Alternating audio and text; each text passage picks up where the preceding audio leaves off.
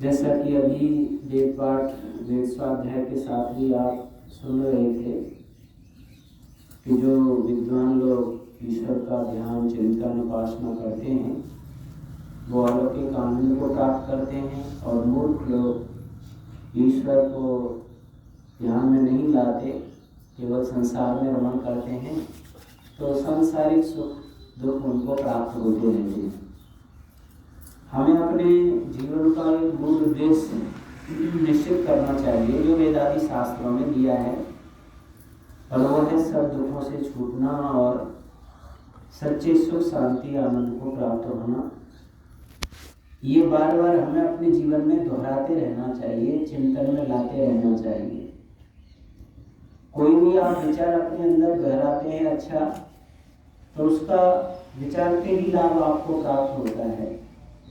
जैसे कोई बच्चा ये दोहराता हो कि भाई मैं इतना पढ़ जाऊंगा, पढ़ के मुझे ऐसी नौकरी मिल जाएगी, नौकरी के साथ इतना पैसा मिलेगा, मेरे पास ऐसा बंगला होगा, ऐसी गाड़ी होगी, एसी होगी, सुख सुविधाएं होंगी, ऐसे सोचते ही उसे सुख आने लगता है उस चीज़ का।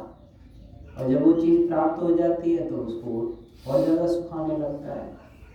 वैसे ही हमें ईश्वर का चिंतन करते ही सुख प्राप्त होता है, तो उसके लिए उसके गुण कर्म स्वभाव शक्ति सामर्थ्य को हम जाने। तो वेद मंत्र में आता है सब पर्यगा शुक्रम अकायम अव्रणम मशनावरम, ये वेद मंत्र है। पर्यगा वो चमोर से व्याप्त है, शुक्रम वो शीघ्रकारी है, कृत गति से सारे संसार में काम करता है। हम लोग काम करते हैं, हमारी जानकारी में कितने होते हैं, कितने लोगों को हम जानते हैं, कितने स्थानों को जानते हैं, कितनी वस्तुओं को जानते हैं, लेकिन परमात्मा तो हर क्षण हर पल में सारी दुनिया को जानता है, सारी दुनिया के जीवों के कर्मों को जानता है, उन कर्मों का और ठीक ठीक परिणाम भुगतना ये जानता है। कितना बड़ा ज्ञान होगा और कितना शीघ्र ये काम होता है, इसमें कोई विलंब नहीं होता, कोई देरी नहीं होती। तो शुक्रम, और कल कहा था अकायम, उसके कोई काया नहीं है, शरीर नहीं है, हमारे जैसा शरीर नहीं है। हमारे मन में जीवात्मा जो ये शरीर है वो 3 शरीर है। इसमें एक स्थूल शरीर है जो बाहर से दिखाई दे रहा है, इसमें एक सूक्ष्म शरीर होता है, और उसमें भी एक कारण शरीर होता है। हर जीवात्मा 3 शरीरों से लिपटा हुआ है, बंधा हुआ है। हम केवल बाहर शरीर को देख रहे हैं, इसमें 2 शरीर और होते हैं।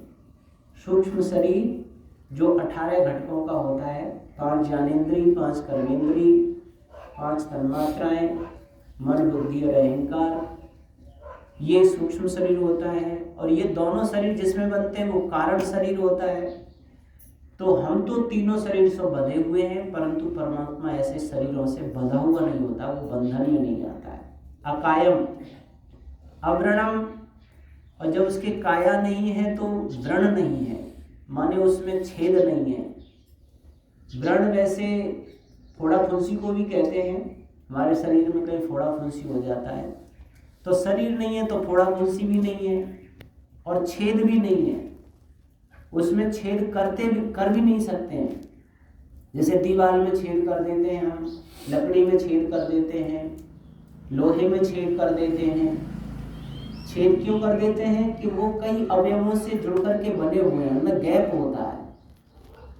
वो जो है उसके परमाणु, जैसे आप दीवार में छेद करते हैं या लकड़ी में करते हैं तो उसके परमाणु इधर उधर दब जाते हैं और उसमें एक होल हो जाता है। वैसे परमात्मा में छेद नहीं है। और दूसरा, उसमें कोई छिद्र माने कमी नहीं है। हमारे अंदर छिद्र हो जाते हैं, यानी कमियां हो जाती हैं, बुराइयां आ जाती हैं, यानी दोष आ जाते हैं। ऐसा भगवान के अंदर कोई दोष और बुराई नहीं आती है। अव्रणम, फिर कहा वो अस्नाविरम, नशनाड़ी के बंधन से रहित है। जब शरीर ही नहीं है तो नसनाड़ियाँ भी नहीं है। अब शरीर में हमारे कितनी नसनाड़ियाँ हैं, उन नसनाड़ियों का जाल बिछा हुआ पूरे शरीर में, उनमें ब्लड घूमता है क्योंकि उनमें गैप होता है, उनमें वायु होती है, वायु से